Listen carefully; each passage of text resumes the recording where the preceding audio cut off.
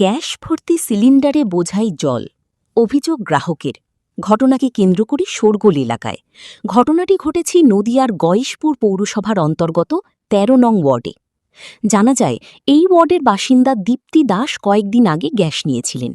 তবে অভিযোগ, গ্যাস ব্যবহার করতে গিয়ে লক্ষ্য করেন বারবার ওভেন নিভে যাচ্ছে। এরপর সন্দেহ হয়। গ্যাস ঘরের বাইরে আনতেই ভালো করে লক্ষ্য করতেই তিনি চমকে যান যে গ্যাস সিলিন্ডারে ভর্তি জল।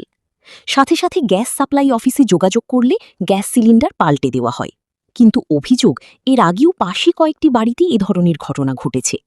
তবে এই বিষয়ে স্থানীয় বিজেপি নেতৃত্ব বলেন, বিষয়টি শুনেছি, আমরা গ্যাস অফিসে যাব এবং এলাকায় কোনো উপভোক্তা যাতে সঠিক পরিষেবা থেকে বঞ্চিত না হয় সেদিকে নজর রাখব, এমনটাই বিজেপি নেতৃত্ব জানান।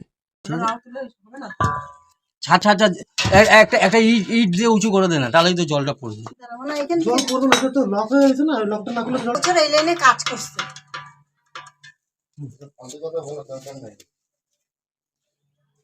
এই দেখ জল পড়তেছে,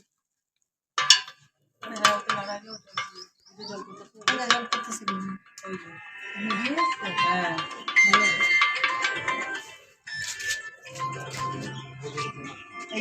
এখন এই যে পড়ছে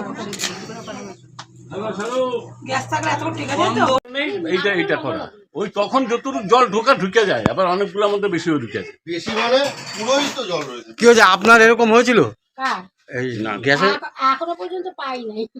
শোনাই রয়েছে, এটা শোনাই রয়েছে, এখনো পর্যন্ত পাই নাই, এখনো বলতে পারি। আপনি গ্যাস সাপ্লাই কি দেখলেন এই বাড়িতে? হ্যাঁ, ওই সিলিন্ডারের মধ্যে জল আছে। হ্যাঁ, আমি অফিসকে ফোন করে আমি গ্যাসটা চেঞ্জ করে দিলাম। আপনি চেঞ্জ করে দিয়েছেন? চেঞ্জ করে দিলাম। কত বছর ধরে আপনি করেন? এই 22-24 বছর। এরকম ঘটনা কখনো ঘটেছে দেখেছেন? না, এই এর আগে পুরো ছিল হাফ, ওই 1-2 কেজি। এছাড়া এরকম সিলিন্ডার ভর্তি মাল পড়েনি। এটা প্রথম আপনার ক্ষেত্রে? প্রথম? এই প্রথম। কি নাম আপনার? স্বপন দাস। কোথায় মানে সাপ্লাইটা কোথায় করেন আপনি?